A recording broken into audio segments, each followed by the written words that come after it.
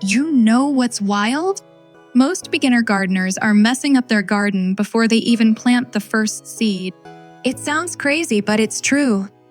It's not about watering too much or planting the wrong thing. No, it starts way before that. There's one simple step right at the beginning that almost everyone skips. And trust me, I used to skip it too.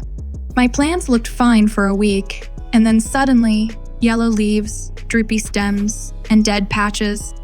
That's when I realized something was seriously off. There's a secret that lives under the surface of your garden, and it's called the planting base. But before we dive into what it is and how it works, let me show you exactly why it matters, because skipping this one thing might be the reason your garden isn't thriving the way it should. Alright, so in today's video, we're going deep, not just into the soil, but into something most people don't even think about, the foundation of your garden. If you've ever wondered why some plants grow fast and healthy, while others just sit there doing nothing, this might be the missing piece. We're going to talk about planting bases, how to set up your garden bed the right way, and how to read those little clues your plants are giving you before things go wrong. I'm going to share some mistakes I made, what I learned from them, and what you can do differently. So, whether you're starting your first backyard patch or fixing up a garden that just won't cooperate, this video is going to help you unlock what's been hiding under the surface all along. So, let's talk about what a planting base actually is. Simply put, it's the foundation for planting the bottom layers of your soil where your plant's roots are going to live, breathe, and grow. Think of it like building a house. You wouldn't just put up walls on bare ground, right? You'd start with a solid foundation. Your garden needs the same thing. The planting base includes the structure of your garden bed setup, the quality of your soil layers, drainage, compost, all the stuff happening underground that makes your plants feel at home. Now, here's where I went wrong. In my first year of gardening, I was so excited. I bought all these seeds, dug up a patch of dirt, threw the seeds in, watered it, and waited. A few things grew, but most of it looked weak or didn't grow at all.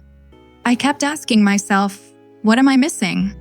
I was doing everything the seed packet said, but I skipped the one thing I didn't even know existed: the base.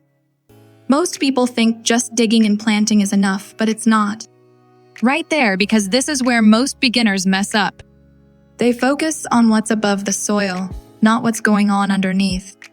The roots can't grow right if the base is compacted, poor in nutrients, or can't drain properly.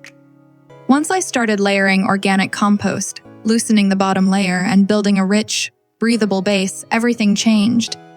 My plants shot up faster, looked healthier, and actually produced what they were supposed to. So before you even plant, you've got to ask yourself, what kind of home are you giving your roots? Let me ask you something. Have you ever done everything right? Good seeds, regular watering, sunny spot, but your garden still doesn't grow the way you hoped? Yeah, I've been there too, and it drove me crazy. Here's one of the biggest planting mistakes beginners make: tilling or turning the soil without checking what's really in it. We often assume that as long as the soil looks brown and soft, it's good to go. But what if that soil is stripped of nutrients? What if it holds too much water? Or worse, not enough? The second big mistake: skipping drainage. I know it sounds boring, but poor drainage is like suffocating your plant slowly. Roots sitting in soggy soil can rot, and you won't even see it happening until the leaves start turning yellow or the plant just stops growing.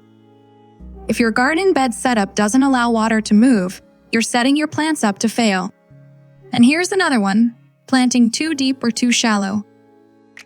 It seems like a tiny detail, but planting at the wrong depth can keep seeds from sprouting or roots from anchoring properly. This is one of those garden troubleshooting issues that sneaks up on people, especially when everything else seems fine. Now, want to hear the most overlooked gardening tip? Just stop and observe. Every plant tells you what it needs. Drooping leaves, pale colors, stunted growth. These are clues. but most beginners are so focused on what they're doing to the garden, they forget to actually look at it.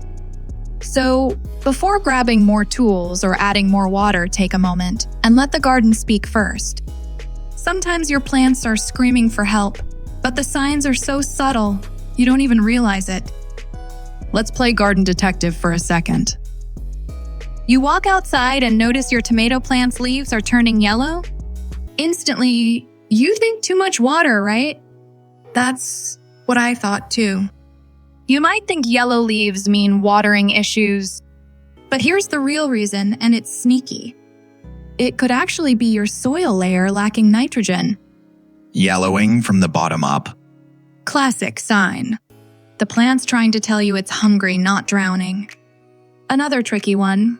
Wilting in the afternoon but bouncing back in the evening. Looks like a watering issue again, right? Not always. This can be a soil clue that your roots are in stress because of heat or shallow watering waters just sitting on top, never going deep enough to actually help. That's a sign your foundation for planting might not be set up right. And then there's this one brown tips on otherwise green leaves. Most beginners ignore it. But it's a major plant health sign. Could be salt buildup in the soil or poor drainage causing root damage over time. These are the little signals, the tricky garden signs that show up before your plant gives up completely. Learning to read them is like unlocking a secret language. Once you start paying attention, your entire approach to gardening changes. So if your garden's been acting weird lately, don't panic, just slow down, observe, and start connecting the clues. The answers are almost always in the soil, you just have to know where to look. Alright, now let's fix this. You don't need fancy tools or expensive soil, just a little know-how. Step 1, start by building your planting base, right? Mix in compost or aged manure about 6 to 8 inches deep into your garden bed. That feeds your soil and helps create a breathable foundation for planting. Step 2, test your soil drainage. Dig a small hole, fill it with water, see how long it takes to drain. If it sits for more than an hour, add sand or perlite to improve flow. Step 3, water smart, deep, and slow. Don't just sprinkle the top. Let water soak into the lower soil layers where roots actually grow. Step 4, watch for plant health signs. Yellowing leaves. Try a nitrogen boost. Wilting in full sun. Add mulch to keep moisture in and roots cool. And finally, always observe. A 5-minute walk through your garden every day can teach you more than any book.